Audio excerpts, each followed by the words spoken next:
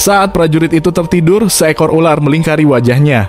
Alih-alih ancaman, istrinya malah melihat pertanda kekuatan menakutkan yang akan menuntun suaminya menuju kejayaan atau malapetaka.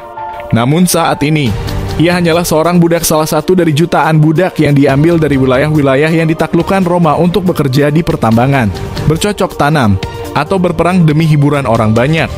Seorang Thracia nomaden dari tempat yang sekarang Bulgaria, dia pernah bertugas di tentara Romawi tetapi dipenjara karena desersi. Namanya Spartacus. Spartacus dibawa ke Capua oleh Batiadus, seorang lanista atau pelatih gladiator, dan kehidupan di Lutus atau sekolah gladiator tidak kenal ampun. Para anggota baru dipaksa bersumpah untuk dibakar, diikat, dipukuli, dan dibunuh dengan pedang, serta menuruti kehendak tuannya tanpa ragu. Namun disiplin yang keras pun tidak mampu mematahkan semangat Spartacus. Pada tahun 73 sebelum Masehi, Spartacus memimpin 73 budak lainnya untuk mengambil pisau dan tusuk sate dari dapur dan berjuang untuk keluar sambil membajak gerobak perlengkapan gladiator di sepanjang jalan. Mereka sudah selesai berjuang untuk orang lain. Sekarang, mereka berjuang untuk kebebasan mereka. Ketika berita ini sampai ke Roma, Senat terlalu sibuk dengan perang di Spanyol dan Kekaisaran Pontic, sehingga tidak perlu mengkhawatirkan beberapa budak yang nakal. Tidak peduli, Praetor Claudius Glaber membawa pasukan yang terdiri dari 3.000 orang ke tempat perlindungan pemberontak di Gunung Vesuvius dan memblokir satu-satunya jalan menuju gunung tersebut. Yang tersisa hanyalah menunggu dan membuat mereka kelaparan, atau begitulah pikirnya. Di tengah malam, para pemberontak menurunkan diri mereka dari tebing dengan tali yang terbuat dari tanaman merambat dan mengapit kamp Glaber yang tidak dijaga. Maka dimulailah legenda gladiator pemberontak Roma.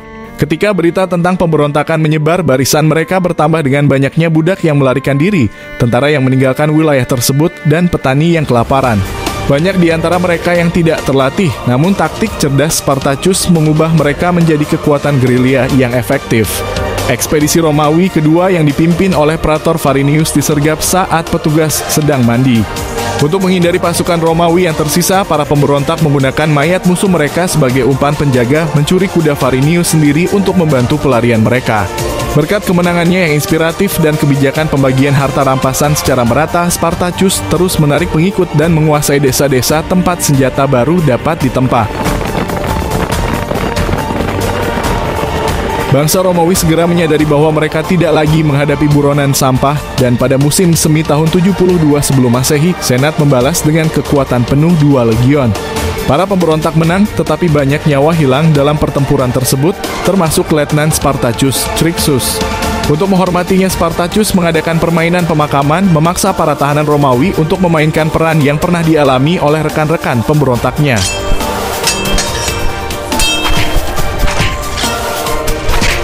Pada akhir tahun 72 sebelum Masehi, pasukan Spartacus merupakan kekuatan besar yang beranggotakan sekitar 120.000 orang, namun jumlah tersebut terbukti sulit untuk dikendalikan.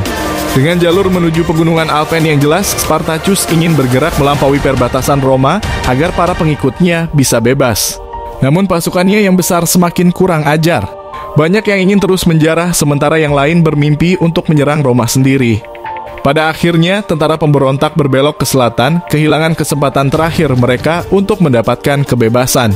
Sementara itu, Marcus Licinius Crassus mengambil alih kendali perang.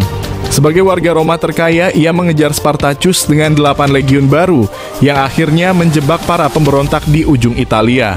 Setelah upaya yang gagal untuk membuat rakit dan pengkhianatan yang dilakukan oleh bajak laut lokal, para pemberontak berusaha sekuat tenaga untuk menerobos garis pertahanan Crassus, tetapi tidak ada gunanya.